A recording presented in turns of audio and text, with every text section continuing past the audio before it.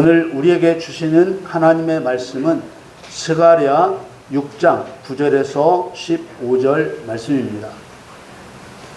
여호와의 말씀이 내게 임하여 이르시되 사로잡힌 자 중 바벨론에서부터 돌아온 헬데와 도비야와 여다야가 스바냐의 아들 요시야의 집에 들었나니 너는 이날에 그 집에 들어가서 그들에게서 취하되 은과 금을 취하여 면류관을 만들어 여호사닥의 아들 대제사장 여호수아의 머리에 씌우고 고하여 이르기를 만군의 여호와께서 말씀하시되 보라 순이라 이름하는 사람이 자기 곳에서 돋아나서 여호와의 전을 건축하리라.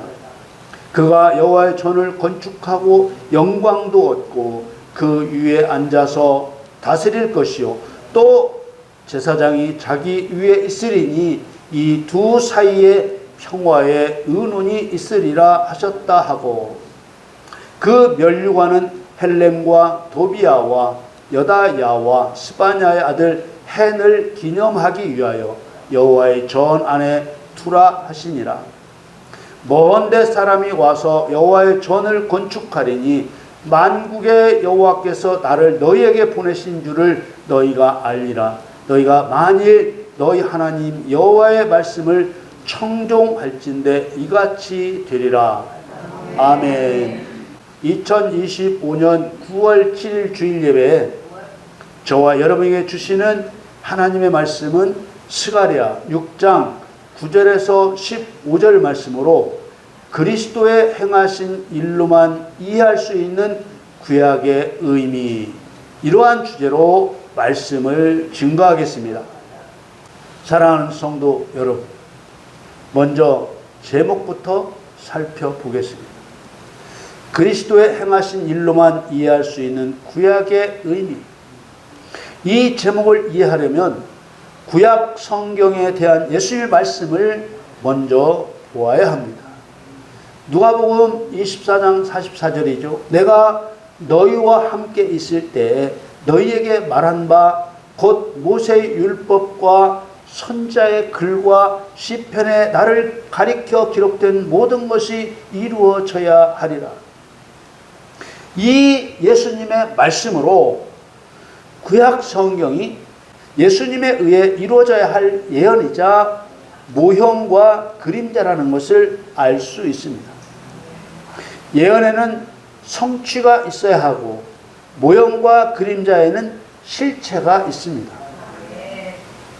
예수님의 이 말씀으로써 구약 성경의 모든 말씀은 교회 시대에 교회의 머리 되시는 예수 그리스도와 그 몸의 지체인 성도들에 의해서 이루어질 예언이자 모형과 그림자임을 분명히 하셨습니다.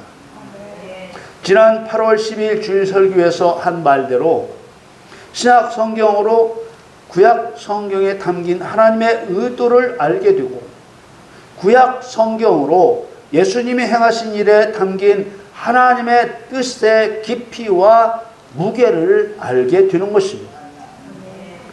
성경 66권의 핵심은 하나님 경륜을 이루는 데 있고 예수님이 행하신 일은 그 경륜을 이루는 핵심입니다.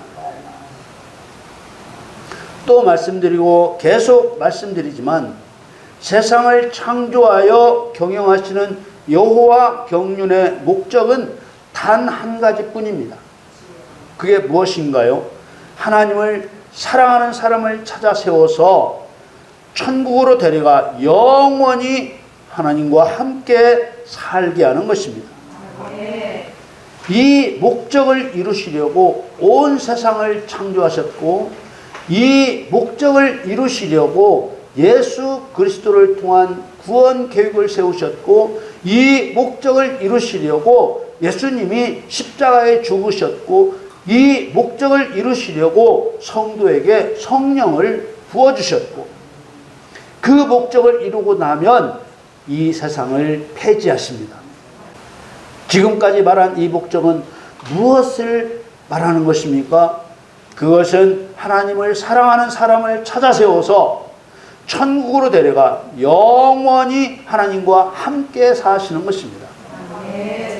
세상은 하나님의 계획대로 하나님의 목적이 이루어지는 때에 없어집니다. 베드로후서 3장 7절 말씀에 이제 하늘과 땅은 그 동일한 말씀으로 불사르기 위하여 간수하신 바 되어 경건치 아니한 사람들의 심판과 멸망의 날까지 보존하여 두신 것이니라. 하나님을 사랑하는 사람을 천국에 들이시고 경건치 아니한 자들은 세상의 없어짐과 함께 불에 타는 불구덩이에 던져집니다. 불구덩이에 던져질 경건치 아니한 사람들은 하나님 명령에 불순종하는 사람으로서 창조주인 하나님과 관계가 나쁜 사람을 말합니다. 세상에는 끝이 있고 지금 우리가 사는 세상이 없어진다는 것을 요한계시록에 또 증거하고 있습니다. 요한계시록 21장 1절 말씀에 또 내가 새 하늘과 새 땅을 보니 처음 하늘과 처음 땅이 없어졌고 바다도 다시 있지 않더라. 세상이 없어지는 것은 하나님 경륜 안에 있는 우주적인 완전한 종말이지만 사람은 죽음이라는 과정을 통해 이 세상과 완전한 결별을 맞이합니다. 하나님을 사랑하지 않는 사람은 세상이 없어지는 우주적인 종말 때이든지 개인적인 죽음의 때이든지 하나님의 심판을 받고 영원한 불구덩이 형벌에 처해집니다.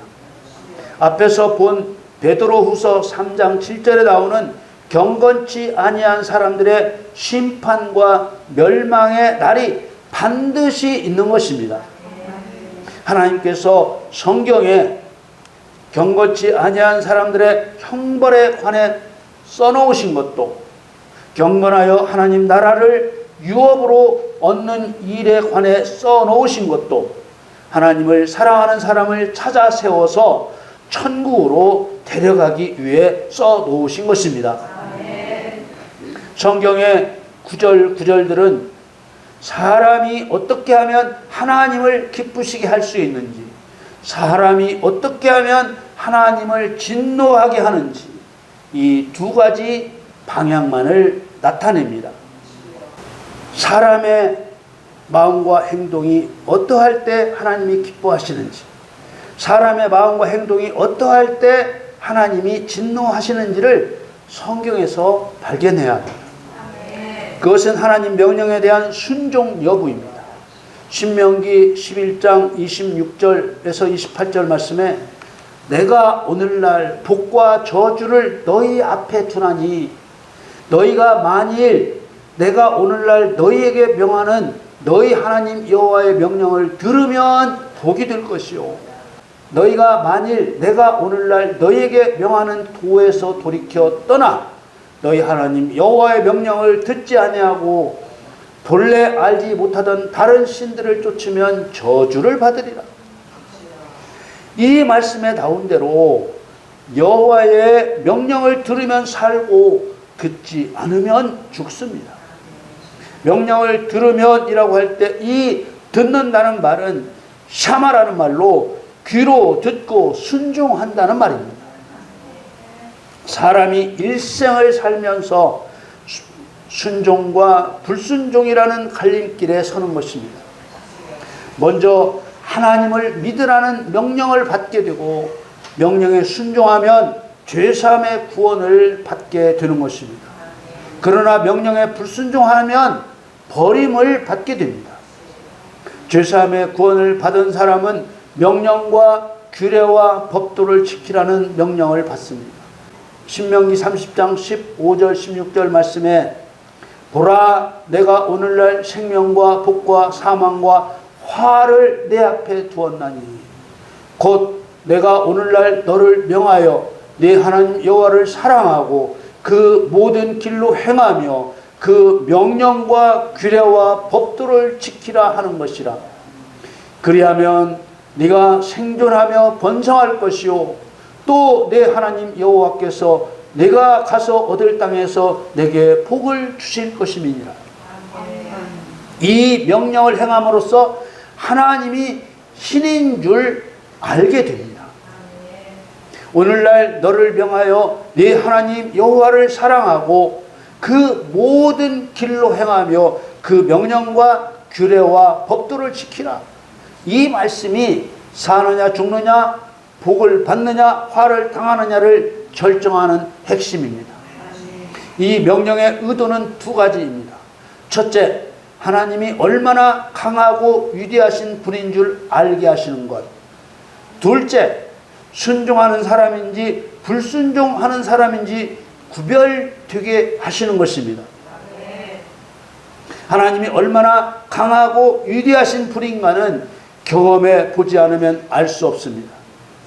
글씨로 보고 말만 들어서는 확실하게 알 수가 없습니다. 하나님이 얼마나 강하고 위대하신 분인 줄 경험하지 않고는 하나님을 경외할 수 없습니다.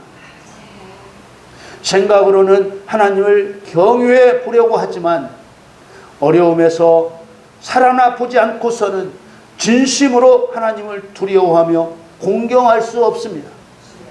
말로는 하나님을 경외한다고 하지만 죽음과 같은 고난에서 살아나 보지 않고서는 고난 앞에서 하나님을 배반하고 마는 것입니다.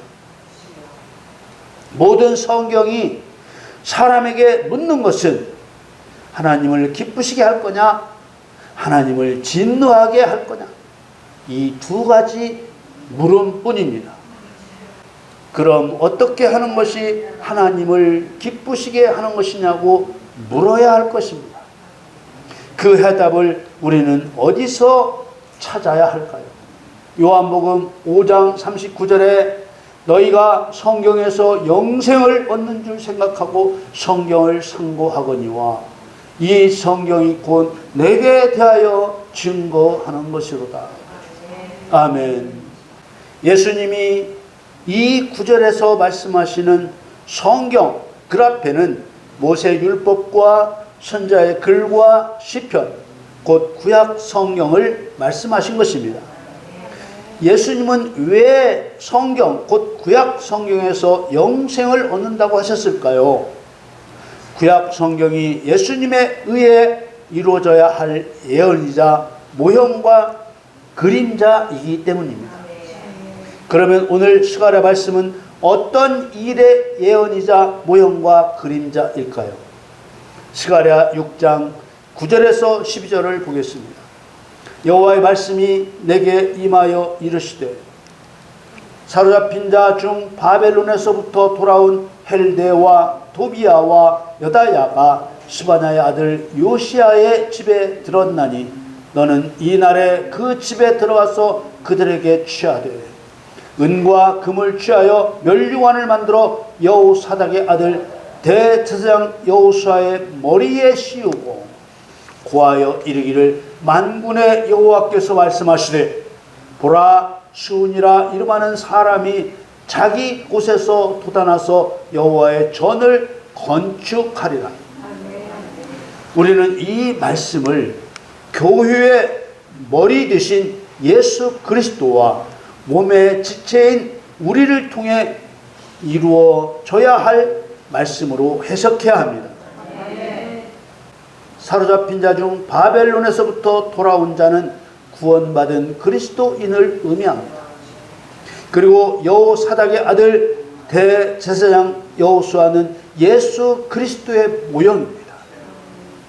그런데 그리스도인들에게서 은과 금을 취하여 면류관을 만들어 예수 그리스도의 모형인 여호수아에게 씌우라 하셨습니다. 이것은 그리스도인들이 변치 않는 믿음으로 예수 그리스도를 왕으로 섬기고 따라야 한다는 말입니다. 수는 식물의 싹을 의미하는 말입니다. 싹이 돋아나서 여호와의 집을 건축한다고 했습니다. 예수 그리스도를 싹으로 표현하신 것은 비유적으로 많은 열매를 맺을 나무가 되실 것이기 때문입니다. 여호와의 전은 성전을 의미하고 구약 시대의 성전은 교회 시대에 세워져야 할 그리스도인들을 말합니다. 하나님의 성전이라고 하는 그리스도인을 다른 표현으로 하면 예수 그리스도의 제자요, 거룩한 백성이요, 하나님의 아들입니다. 그리스도 안에서 성전이 되기 때문에 주 안에서 성전이 되어 간다고 했습니다. 이 말씀들에서 예수님이 행하신 일이 보이십니까? 스가랴 6장 13절에서 15절 말씀을 보겠습니다. 그가 여호와의 전을 건축하고 영광도 얻고 그 위에 앉아서 다스릴 것이요, 또 제사장이 자기 위에 있으리니 이 두 사이에 평화의 의논이 있으리라 하셨다 하고, 그 면류관은 헬렘과 도비야와 여다야와 스바냐의 아들 헨을 기념하기 위하여 여호와의 전 안에 두라 하시니라. 먼데 사람이 와서 여호와의 전을 건축하리니 만군의 여호와께서 나를 너희에게 보내신 줄을 너희가 알리라. 너희가 만일 너희 하나님 여호와의 말씀을 청종할진대 이같이 되리라. 13절에 그가 여호와의 전을 건축한다는 뜻은 제자를 세우신다는 뜻입니다. 제자를 세워 영광도 얻고 그 위에 앉아서 제자들을 통치하십니다. 또 제사장이 자기 위에 있으리니, 누가 제사장입니까? 예수님의 제자된 저와 여러분이 제사장입니다. 그런데 우리가 예수님의 자리에 있어야 한다고 했습니다. 예수님이 성전을 세우신 것과 같은 방법으로 성전을 세워야 한다는 뜻입니다. 그런데 그 둘 사이에 평화의 의논이 있으리라 했습니다. 평화는 어떻게 얻게 됩니까? 전쟁에 이겨야 얻을 수 있습니다. 사랑하는 성도 여러분, 핵심적인 말씀만 살펴보았어도 구약 성경이 예수님에 의해 이루어져야 할 예언이자 모형과 그림자라는 것을 이해할 수 있습니다. 그러므로 예수 그리스도의 행하신 일을 통해서만 영생을 얻는 구약 성경의 의미를 알 수 있습니다. 그뿐만 아니라 하나님을 사랑하며 명령하신 모든 길로 행하며 하나님의 명령과 규례와 법도를 바르게 지키는 것이 자기 십자가를 지고 예수님을 따르라 하신 대로 예수님이 행하신 일을 따라 행하는 것이라는 것도 우리는 깨닫게 되는 것입니다. 여러분 모두 예수 그리스도께서 본을 보여 행하신 대로 행함으로써 구약의 의미를 깨닫고 하나님 영광을 드러내시기를 예수님의 이름으로 축원합니다.